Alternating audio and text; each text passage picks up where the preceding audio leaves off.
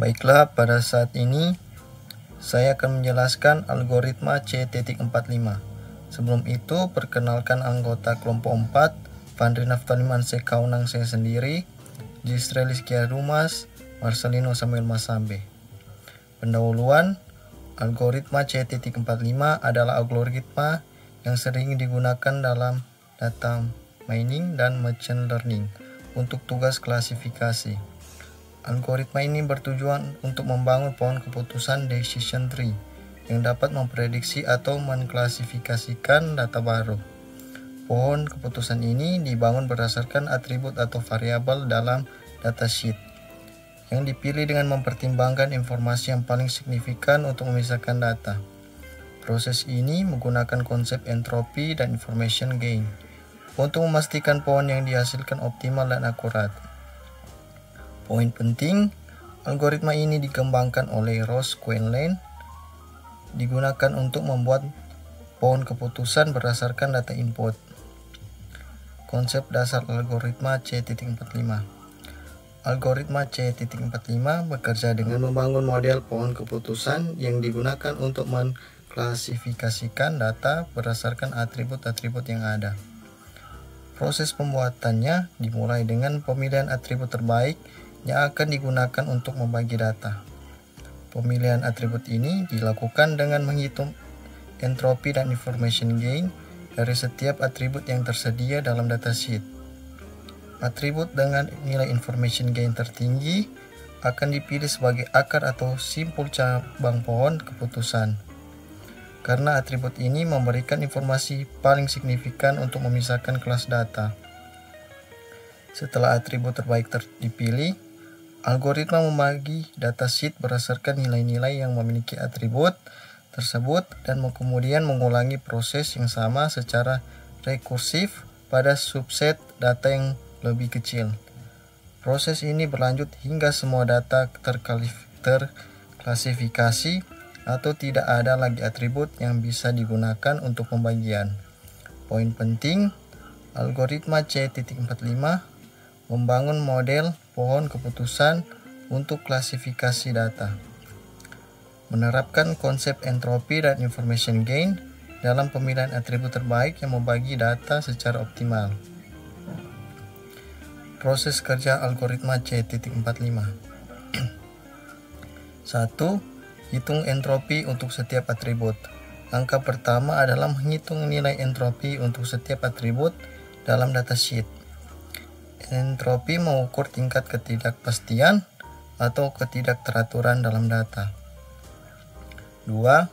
Hitung gain informasi untuk menentukan atribut terbaik.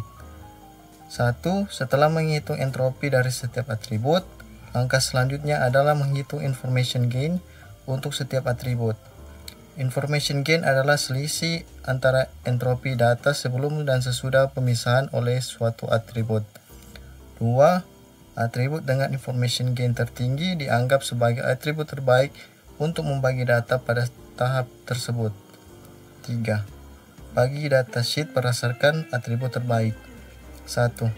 Datasheet kemudian dibagi menjadi subset-subset berdasarkan nilai dari atribut terbaik yang telah dipilih. Setiap subset ini akan menjadi cabang pada pohon keputusan. 4. Rekursi untuk pembuatan pohon keputusan. 1. Langkah yang sama menghitung entropi dan information gain, memilih atribut terbaik, dan membagi datasheet. Diulang secara rekursif pada setiap subset data hingga kondisi tertentu tercapai. 5. Selesai saat semua data termasuk dalam satu kelas atau tidak ada atribut lagi. 1. Proses pembentukan pohon keputusan selesai ketika semua data dalam subset termasuk dalam satu kelas homogen atau tidak ada lagi atribut yang ada digunakan untuk membagi data lebih lanjut. Dan untuk materi selanjutnya akan dijelaskan oleh teman saya Gisrelis Kiadumas. Terima kasih.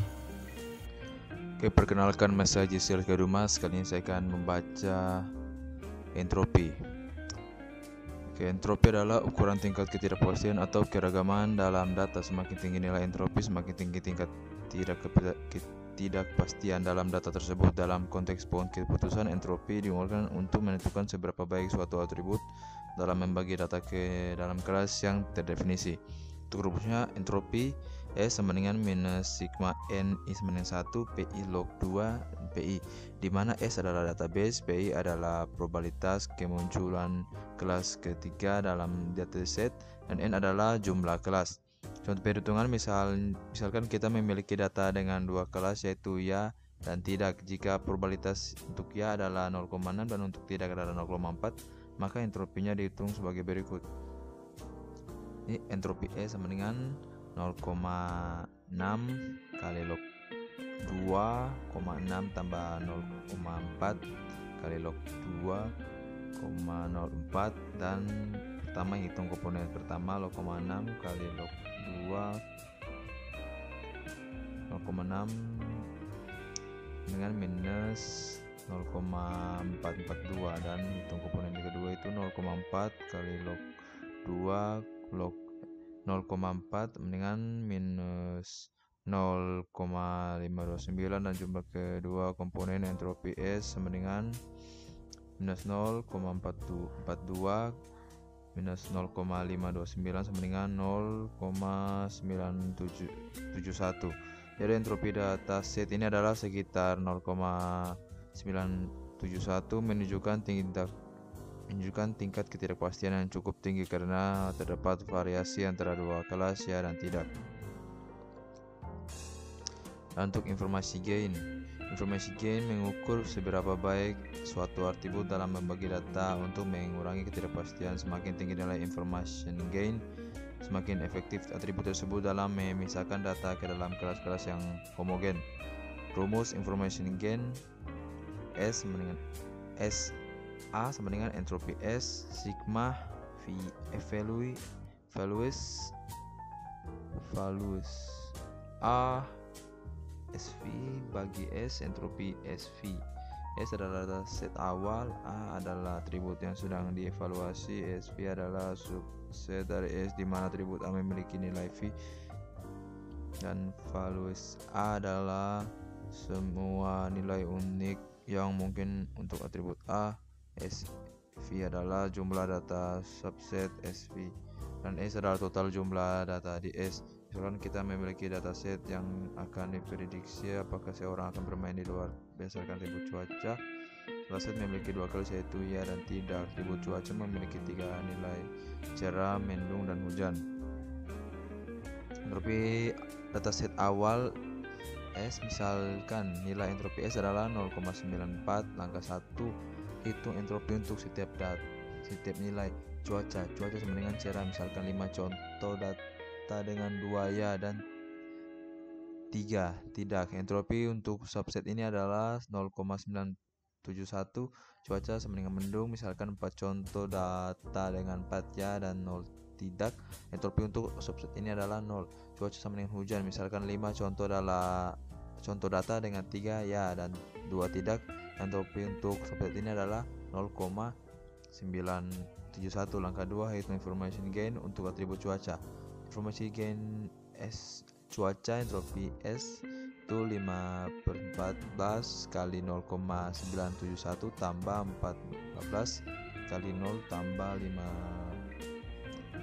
5/14 kali 0,971, dan perhitungan detail itu 5/14 kali 0,971 sama dengan 0,3475, dan 4/14 kali 0 sama dengan 0, dan 5/14 kali 0 sama dengan 0,971 sama dengan 0,3475. Jadi information gain S cuaca sama dengan 0,94 minus dan 0,3475 tambah 0 tambah 0,3475 sama dengan 0,94 kurang 0,695 sama dengan 0,2445. Information gain S cuaca sama dengan 0,94 minus 0,3475 tambah 0 tambah 0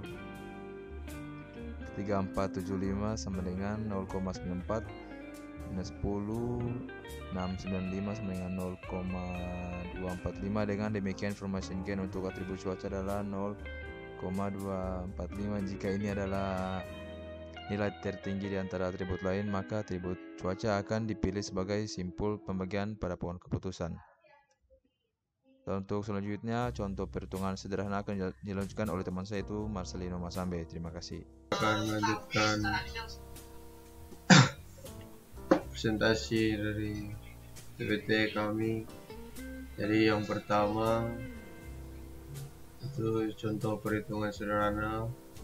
Misalkan kita memiliki data sederhana untuk memprediksi apakah seseorang akan membeli mobil berdasarkan dua atribut, usia dan pendapat. Data ini memiliki dua akses, yaitu beli dan tidak beli. Jadi di sini ada tabel, yaitu usia, pendapatan, dan beli. Di tabel usia terdiri dari muda, dewasa, tua. Kemudian untuk pendapatan rendah tinggi, kemudian rendah tinggi. Begitupun juga dengan beli, yaitu tidak beli, dan tidak beli. Misalkan kita ingin memprediksi apakah seorang akan membeli mobil berdasarkan dua atribut, usia dan pendapatan. Yang pertama, hitung entropi keseluruhan total 6 data. 3 beli dan 3 tidak beli. Entropi dalam kurung X sama dengan 1. Kemudian 2, hitung gain informasi untuk setiap atribut usia. Setelah dihitung, informasi gain untuk atribut usia sama dengan 0. Pendapatan, setelah dihitung, informasi gain untuk atribut pendapatan sama dengan 0,082. Dan 3, tentukan atribut terbaik karena pendapatan memiliki informasi gain lebih tinggi daripada usia. Atribut pendapatan dipilih sebagai simbol pertama dalam pohon keputusan.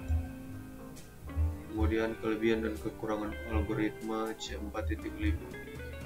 Kelebihan menangani data numerik dan kategorikal. Algoritma C4.5 dapat bekerja dengan baik pada atribut numerik maupun kategorikal, sehingga fleksibel dalam berbagai jenis dataset. Kemudian mengatasi nilai yang hilang. Algoritma ini memiliki mekanisme untuk menangani nilai yang hilang dalam dataset tanpa perlu imputasi data secara manual. Kemudian membentuk pohon yang lebih kecil. C4.5 melakukan pemangkasan atau pruning pada pohon keputusan untuk mengurangi kompleksitas dan meningkatkan generalisasi, menghasilkan model yang lebih sederhana. Kemudian untuk kekurangan, yang pertama, imputasi intensif. Algoritma ini dapat menjadi komputasi intensif, terutama pada dataset yang besar, karena memerlukan perhitungan entropi dan informasi gain untuk setiap atribut. Kemudian resiko overfitting. Meskipun dapat memangkas pohon, C4.5 kadang-kadang menghasilkan pohon yang terlalu kompleks, yang dapat menyebabkan masalah overfitting jika tidak diatur dengan baik. Untuk kesimpulan, algoritma C4.5 merupakan metode yang sangat efektif dalam pembuatan pohon keputusan, memungkinkan analisis dan klasifikasi data dengan cara yang terstruktur, dengan kemampuannya untuk menangani data numerik dan kategorikal, serta mengatasi nilai yang hilang. C4.5 menjadi pilihan yang populer dalam berbagai aplikasi. Untuk poin penting, kemampuan klasifikasi yang handal. C4.5 memberikan kemampuan klasifikasi yang kuat, memudahkan pengguna dalam menginterpretasikan hasil dan membuat keputusan. Kemudian penerapan luas. Algoritma ini digunakan dalam banyak bidang, termasuk pemasaran untuk analisis perilaku konsumen, kesehatan untuk diagnosis medis, dan keuangan untuk penilaian risiko. Menunjukkan fleksibilitas dan keandalannya dalam menangani berbagai jenis data dan masalah. Sekian PPT kami, terima kasih.